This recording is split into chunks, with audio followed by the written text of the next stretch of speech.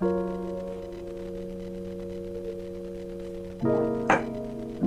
there, you're welcome to today's class. And in this class, we will be considering a new topic, and that is approximation. We're considering approximation, and in approximation, we will be looking at how to approximate decimal and significant figures. That's what we're going to look at in this class. And we are going to take tons of past questions, NECO, WAEC, and NAPTEP. Okay, so let's proceed. Okay, so first thing first, it is important for us to know the meaning of approximation. So from our screen, we see approximation is the process of finding a number close to the exact value.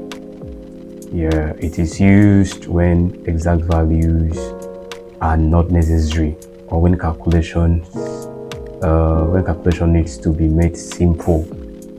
You see, for instance, you could be given a meter rule. And this meter rule has calibrations.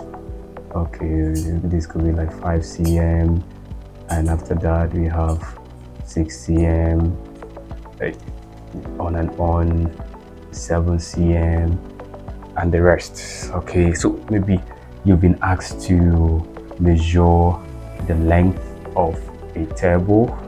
Maybe that's what you were asked to measure. And measuring the length of this table, you discover that the length of this table happens to give you, let us say, 5.6 centimeters. 5.6 centimeters. Let's write it out boldly, 5.6 centimeters. Okay, so this is the value that you were given, and because we want to have simple values for our calculation, so we don't need this 0.6.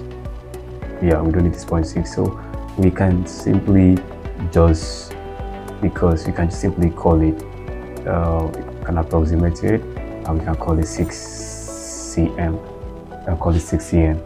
Now, this extra here of 0.6 was not needed, so we just have to approximate it, round it off, call exact value.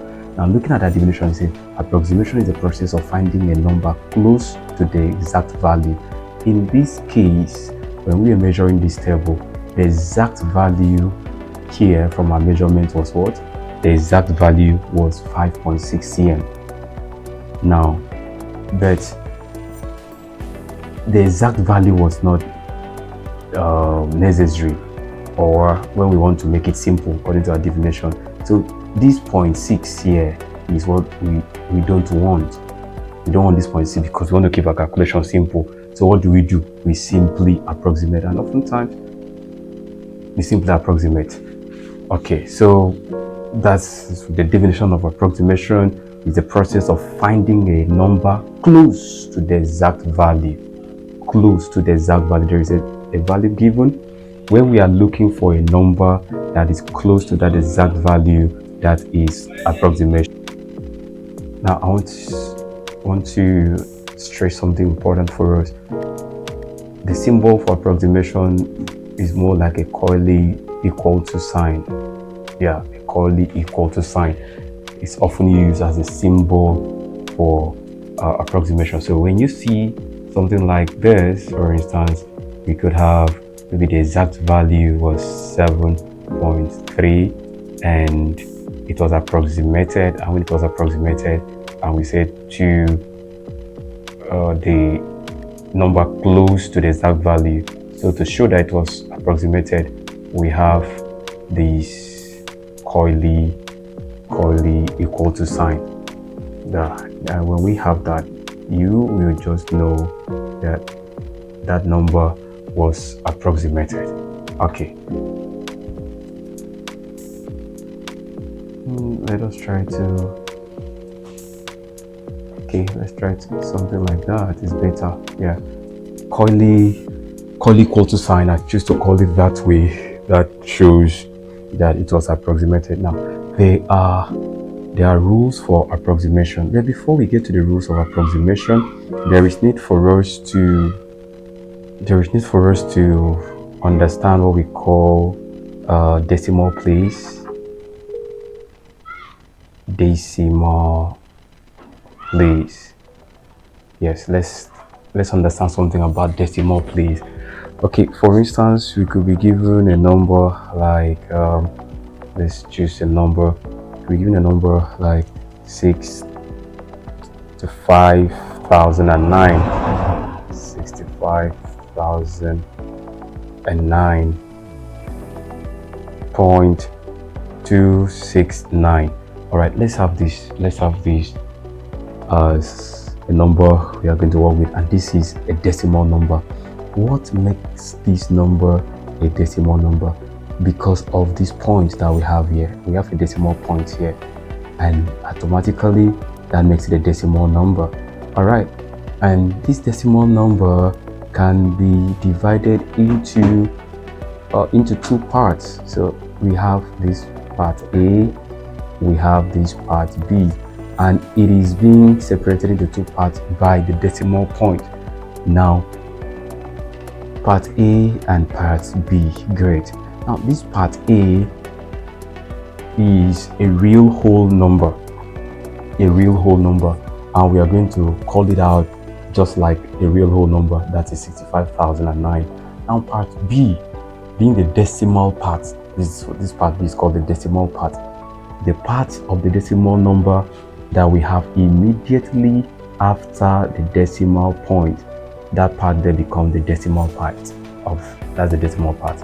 Great. Now, this decimal part, we cannot call it as 269. It will be wrong to call it 269, but rather how we call it one digit at a time, and that is 269. That is how we call the decimal parts of a decimal number. All right, so I've been able to say something here. Now we choose a decimal number. There's a decimal, and we discover that this decimal is divided into two parts. We have the whole number part, that's part A, and we have the decimal part, that is part B. We also said that the whole number part is being read just like a normal whole number, and in this case this was 65,009. That's how we read it. But now we say something that the part B, in which is called the decimal part, is not being read like that, but rather it is being read as 269. Great. Now, before we get to the rules that we have here, rules for approximating decimal numbers, let us establish something as we've started already. And the next thing is, we can have decimal places can be one, can have it as one. Oftentimes we abbreviate it as 1 DP, whereby the D is decimal, and the P is place. So oftentimes we can have 1 DP, can have 1 DP, can have 3 DP, and the rest. But how do we know if it is 1 DP? How do we know if it is 2 DP, 3 DP, 9 DP? Okay, 10 DP and the rest. How do we know? Now, it's simple. The trick lies in us observing the parts that we just talked about. Look at the decimal part. That's the part after this decimal point. Look at that part. Now, count the numbers that we have here. In this case, we can count it as 1, 2, and 3. 1, 2, and 3. And since it is 3, what do we call this? How many places of decimal does this number have? This number has 3 places of decimal, 3 decimal places, because of this decimal part.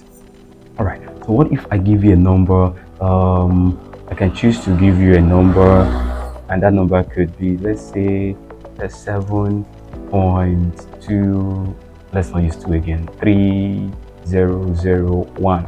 Great. And just to give a number like this, and I ask you, how many DP does this number have?